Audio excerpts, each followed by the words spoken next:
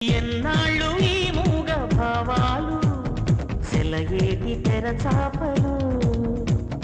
నాలోని మౌన గీతాలు నెమలెమ్మ కనుపాపలు కుడి ఎడమల కుదిరిన కళ ఎదకెదురాయే ఉలి తగిలిన శిల మనసున సొద మొదలాయే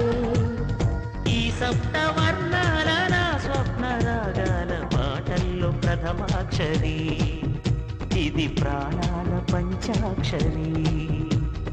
ఏ కొమ్మక కొమ్మ కొంగొత్త రాగం తీసింది లేకోయిల